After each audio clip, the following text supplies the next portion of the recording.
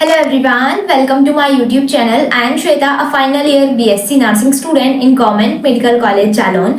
आज की वीडियो में हम बात करने वाले हैं स्कॉलरशिप के बारे में।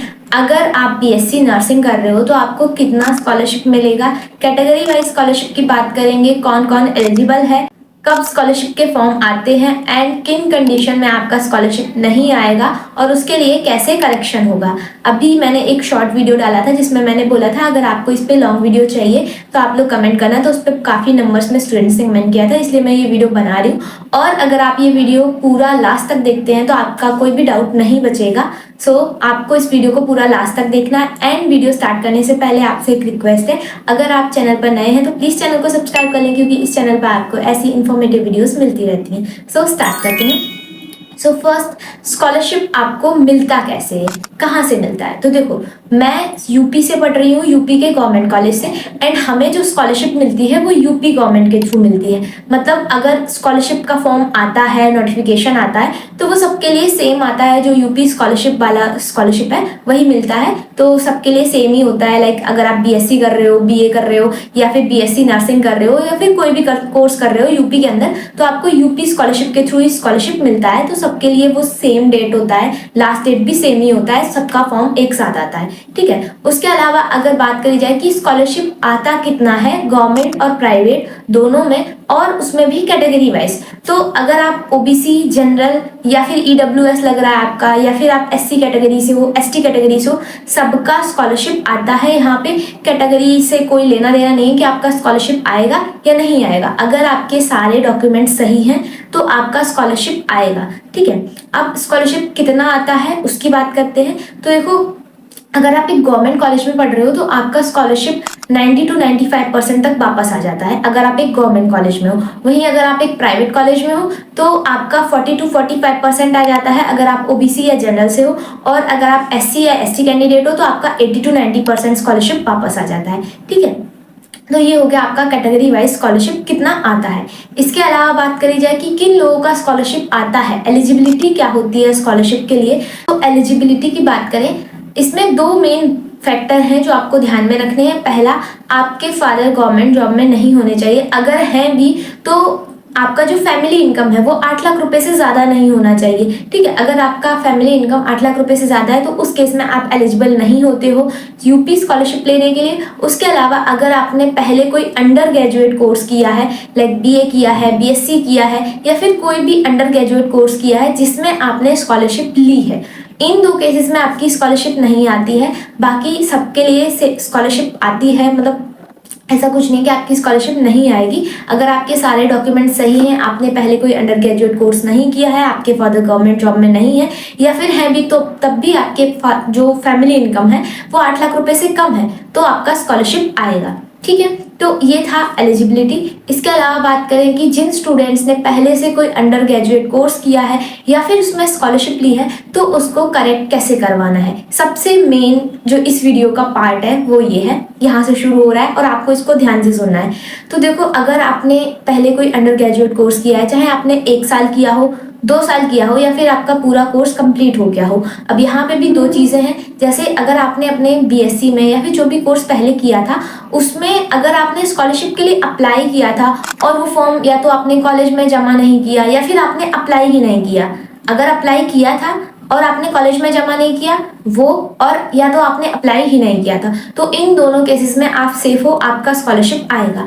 अब दूसरे स्टूडेंट्स वो जिन्होंने अप्लाई किया था और उनका स्कॉलरशिप आया था, और दूसरे जिन्होंने अप्लाई किया था उनका स्कॉलरशिप नहीं आया, बाकी जैसे डॉक्यूमेंट में कोई दिक्कत हो गई या फिर कॉलेज से लाइक फॉरवर्डिंग में कोई मिस्टेक हो गई, तो उन दो केसेस में आपने अप्लाई किया था बट आपका स्कॉलरशिप नहीं आया, लेकिन आपने अप्लाई किया था और कॉलेज से भी आपका फॉरवर्ड हुआ था, तो आपका स्कॉलरशिप दिक्कत कर सकता है।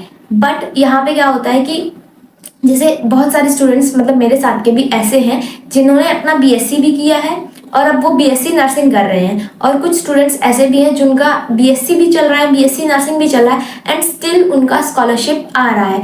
तो ऐसा होता है कि अगर आपका डिटेक्ट हो जाता है तो नहीं आता है, अगर नहीं हो पाता है तो फिर कोई दिक्कत नहीं होती, आ जाता है। बट मोस्टली केसेस में वो डिटेक्ट हो जाता है, 1-2 लोगों का नहीं हो पाता, लकीली बच जाते हैं वो लोग, तो वो अलग चीज़ है। अब जिन लोगों का दिक्कत आएगा, पहले तो ये समझो कि आपको पता कैसे चलेगा कि आपका प्रॉब्लम होगा या नहीं होगा। तो जब स्कॉलरशिप का फॉर्म आएगा, स्कॉलरशिप का फॉर्म कब आएगा, नवंबर के टाइम पे आएगा स्कॉलरशिप का फॉर्म, और लास्ट डेट लाइक उसका जनवरी या फरवरी तक चलता है वो। तो आपके पास 2-3 महीने रहते हैं आराम से कि आप अपना करेक्शन करवा सकते हो। तो अभी आपको परेशान होने की ज़रूरत नहीं है, बट अभी ये चीज़ आप पता कर सकते हो। तो कैसे करना है, जब आपके स्कॉलरशिप के फॉर्म आ जाएंगे तो उसी टाइम पे आपको अप्लाई करके देखना है। जब आप अप्लाई करोगे तो उसमें लिख के आता है you have done the same level course. अगर आपने पहले आपका स्कॉलरशिप में पहले से रजिस्ट्रेशन हुआ होगा तो उसमें ये चीज़ लिख के आएगी you have done the same level course. तो उसका मतलब है कि आपका स्कॉलरशिप वहाँ पे नहीं आएगा एंड आपको इसमें करेक्शन की ज़रूरत है, ठीक है। और अगर आपका ये चीज़ नहीं लिख के आ रहा है, आपका फॉर्म पूरा प्रोसीड हो रहा है, तो मतलब आपका कोई दिक्कत नहीं आ रहा है एंड आपका स्कॉलरशिप आ जाएगा, ठीक है। समझ में आया जितना अभी मैंने बताया। आपको अप्लाई करके देखना है जब स्कॉलरशिप के फॉर्म आ जाएंगे। अगर आपका ये you have done the same level course लिख के नहीं आ रहा है, मतलब आप सेफ हो, कोई प्रॉब्लम नहीं है। बट अगर आपका ये लिख के आ रहा है तब आपको कुछ करने की ज़रूरत है, ठीक है। तो उस टाइम पे आपको क्या करना है, और हाँ ये चीज़ जैसे मैं आपको बताई हूँ तो ये तभी पता चलेगा जब आप अप्लाई करोगे।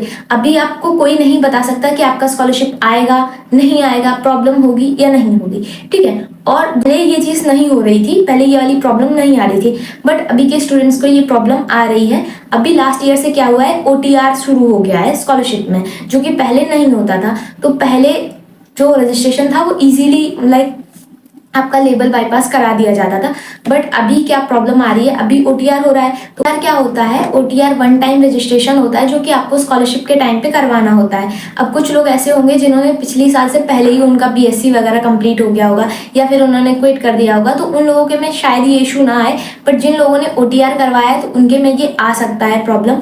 तो आपको क्या करना है, आपको विकास भवन जाना है। विकास भवन में भी आपको समाज कल्याण विभाग में जाना है। अब एक बच्चा पूछ रहा था कि विकास भवन और समाज कल्याण विभाग हमारे यहाँ दोनों अलग अलग हैं, तो हम कहाँ पे जाएं। तो आपको जाना है समाज कल्याण विभाग में। अगर वो विकास भवन के अंदर है तो वहाँ जाना है, अगर अलग है तो वहाँ जाना है, ठीक है। आपको समाज कल्याण विभाग में जाना है, उसमें भी आपको अपने डिपार्टमेंट अगर आप OBC से हो तो आपको उस वाले डिपार्टमेंट में जाना है। अगर आप SC से हो या फिर ST कैटेगरी से हो या फिर आप जनरल हो तो आपको उसके अकॉर्डिंग ही जाना है उस डिपार्टमेंट में। और ये भी बच्चों का डाउट है कि जैसे हम अभी दूसरे जगह पे हैं, दूसरी सिटी में हैं, जो हमारा कॉलेज है, और एक जहाँ पे हम रहते थे जो हमारा घर था, तो हमें कहाँ के विकास भवन में जाना है, कहाँ के समाज कल्याण विभाग में जाना है। तो जहाँ पे आपका कॉलेज है, जिस सिटी में आपका कॉलेज है, आपको उस सिटी के समाज कल्याण विभाग में जाना है। और दूसरा, जो आपने प्रीवियस स्कॉलरशिप ली है वो वापस नहीं होगी, वो किसी भी केस में वापस नहीं होती है। अगर कोई आपको ऐसा बोल रहा है तो आपको पहले पता करना है पूरा प्रोसेस। और दूसरी चीज़, ऐसे किसी को पैसे नहीं देने हैं, क्योंकि ये वाला कहीं रूल नहीं है कि आपका स्कॉलरशिप आपको वापस करना पड़ेगा। अगर करेक्शन होगा तो वो ऐसे ही हो जाएगा, और अगर नहीं होगा तो फिर वो नहीं होगा, वो आपको आगे बताएंगे कि आपको आगे क्या करना है, ठीक है।